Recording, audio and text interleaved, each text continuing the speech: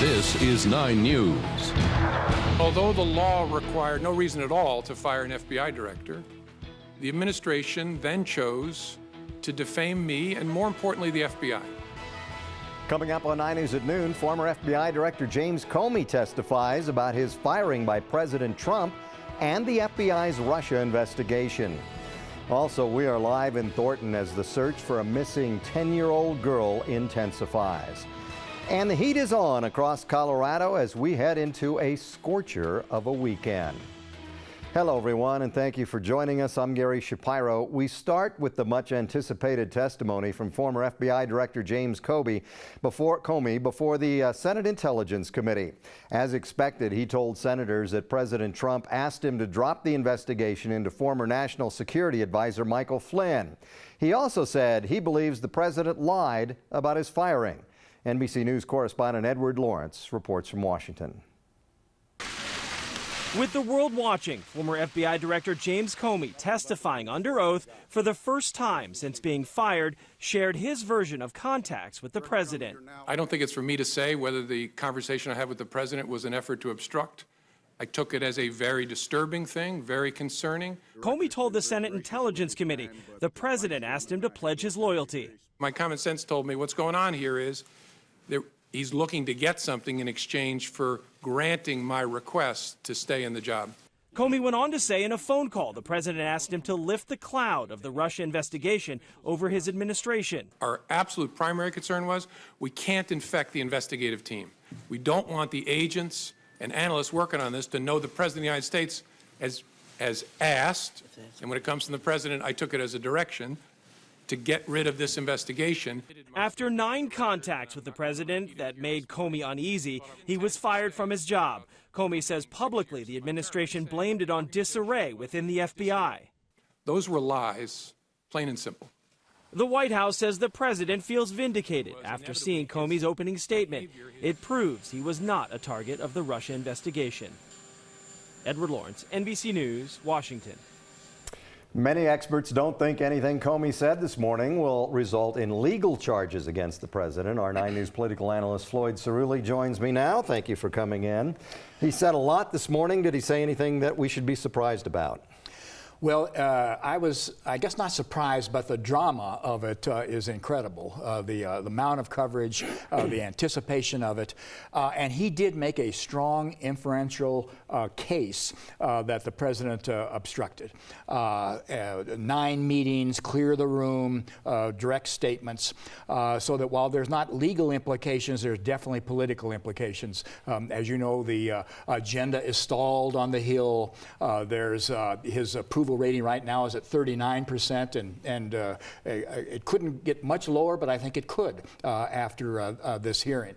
So there's definitely implications, and also it's not going to go away. There's at least 4 committees, not just the Senate Intelligence Committee, looking at this and are going to have their own hearings. As far as legal is concerned, the special prosecutor will decide that, I take it. Collusion, possibly, obstruction, possibly. Those are still on the table, aren't they?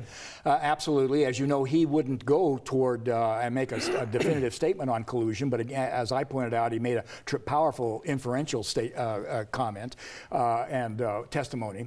And on collusion, as you know, he would not say that, in fact, the administration or the president hadn't colluded. He said, I would only talk about that in a closed session.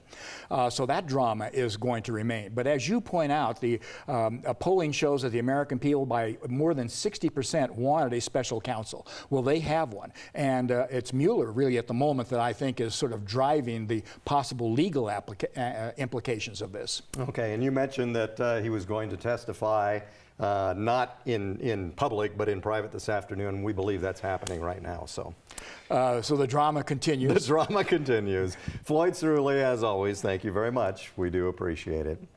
Okay, on to some other news now. A search is underway right now for a missing 10-year-old girl in Thornton. Kaya Campbell hasn't been seen since last night. Thornton police say that she was separated from a friend during a rainstorm. 9 News reporter Nelson Garcia live in Thornton. Nelson, what do investigators know about this?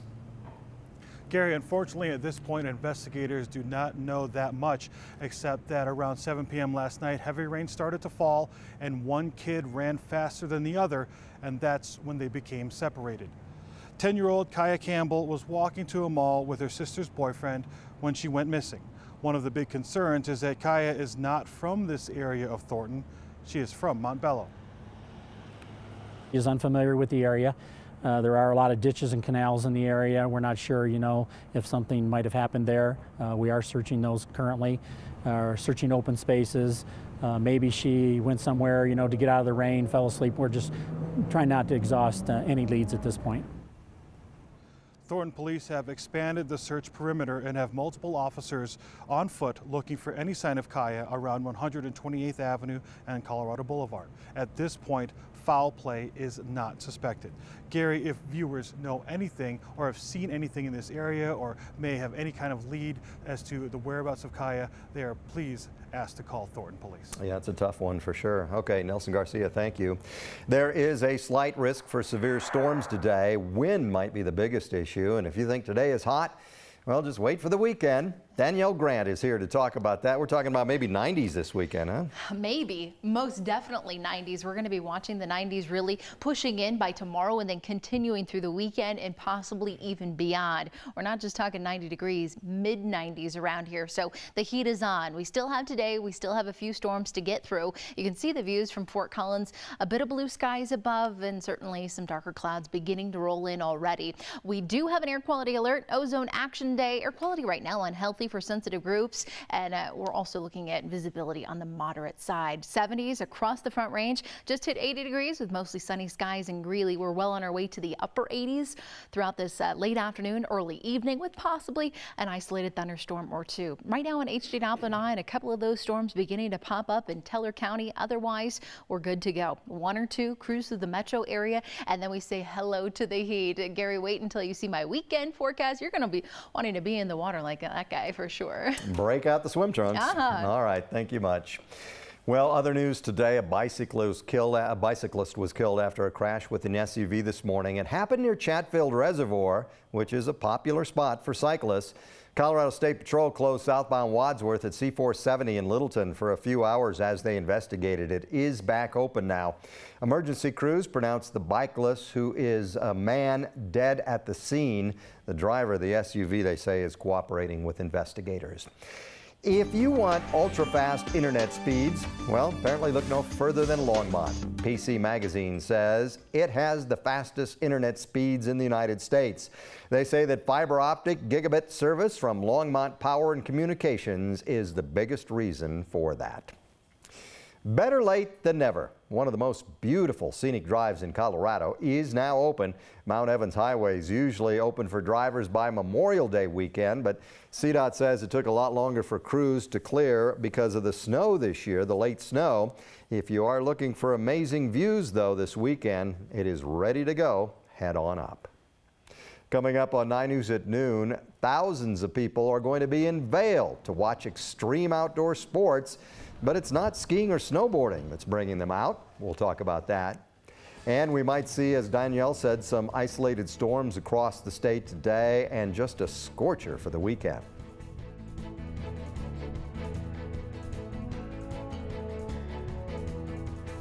As the temperatures continue to rise, it's important to know the impact that heat can have on the body. Experts tell us there are 3 stages to exhaustion. In stage 1, the body is between 98 and 103 degrees. The heart rate goes up, you can get nauseous, but it's unlikely you'll need medical attention. Just get indoors and drink some water. In stage 2, the body's between 104 and 108 degrees. If you enter stage 2, you got to get to an emergency room immediately. That's when people begin to hallucinate. They can go into a coma. And stage 3 is deadly because the body heat is higher than 108 degrees. Vital organs can shut down. So remember, when you're out this summer, you got to hydrate, you got to use sunscreen, and find shade when necessary. There is a new bill in Congress that could help protect kids from hot cars. It is the Hot Cars Act. It would require a new safety feature that would alert drivers if there's somebody in the back seat when the car is turned off. The technology does already exist. GM offers a rear seat reminder feature on some of its 2017 models. The bipartisan proposal would require both visual and audio alarms to check the back seat of cars. What if you walk by a car on a very hot day and there is a dog inside? Well, in Colorado, there is now a law granting you immunity if you break or damage the car to get the animal out. But you have to follow some specific rules. Tomorrow on 9 News in the morning, reporter Andrew Sorensen goes over the bill and talks about when it's a good idea to go ahead and break the window to maybe save a dog's life, when it's not a good idea. The Denver Zoo is waiting on a new resident, and it's a boyfriend for this lovely creature.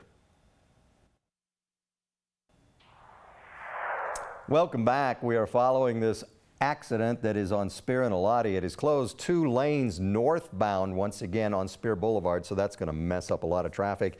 Denver police are working. It was an auto pedestrian crash.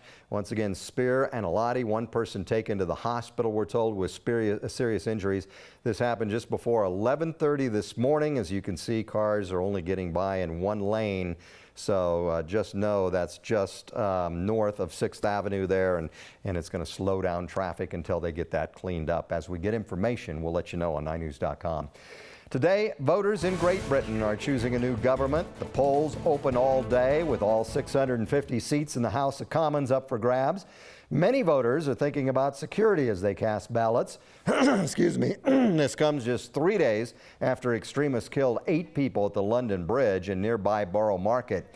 The country is once again voting on lawmakers for the House of Commons.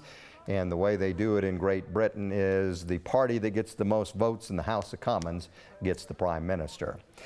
Police in the Ukraine say that a person threw an explosive device onto the grounds of the U.S. Embassy in Kiev late last night. Nobody got hurt in the blast. The embassy says it was a small incendiary device and does not consider this an act of terrorism. Well, this could be the last summer for millions of Americans to take passenger trains in this country. As it stands now, President Trump's budget proposal would strip funding for long-distance passenger train service, namely Amtrak. It would halt trains in more than 220 cities and 23 states. The National Association of Rail Passengers is organizing a countrywide protest for June 23rd. Denver's rally will be outside of Union Station. Once again, this is only a budget proposal, and Congress has not acted on that yet. One of Denver Zoo's most beautiful residents is about to get a new boyfriend. This is Nikita. The zoo says that her suitor is coming from Russia. 3-year-old Martin is an Amur tiger, and he is coming from the Moscow Zoo. They say his genetics are especially valuable because he is unrelated to any tigers in the United States. About 80,000 people expected to descend on Vail this weekend for the GoPro Mountain Games. And there's going to be no shortage of thrills, including a zip line that Matt Renew checked out this morning. One of the biggest events in Vail is underway. We're talking tens of thousands of people coming into town for this weekend's Mountain Games.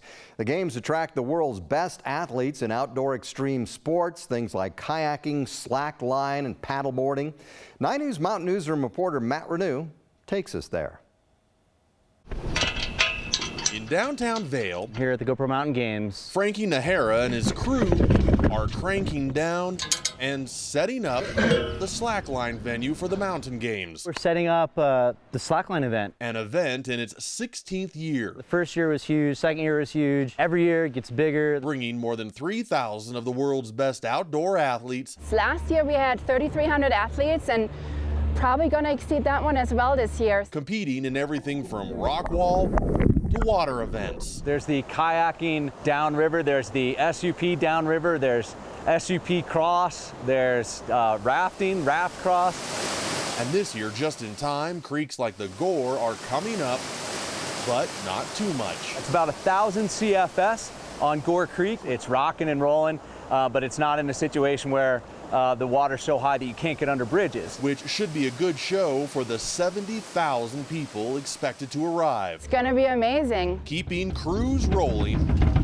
Just getting everything ready to go. Especially Frankie, who's setting up here, used to compete here, and is also judging here. One of the judges in the competition now. Making him one slackline guy doesn't have time for slacking. Oh yeah, definitely, no slacking. Absolutely. Events got underway a couple of hours ago. All are free to watch. There are clinics like yoga paddleboarding. A lot going on. There's even a zip line over the Gore Creek. We're going to take a break. We'll be right back. Danielle joins us again. This is the first weekend in a while where it's going to feel like summer. My gosh, mid-90s for both Saturday and Sunday, and dry across the entire state. So maybe you want to go up to the mountains and kind of cool off where it'll still be warm up there, upper 70s, low 80s. That sounds a bit better. Around here, our 90-degree stats, usually the earliest one we have seen April 30th back in 1992, and typically our first one on June 10th, which would be this Saturday.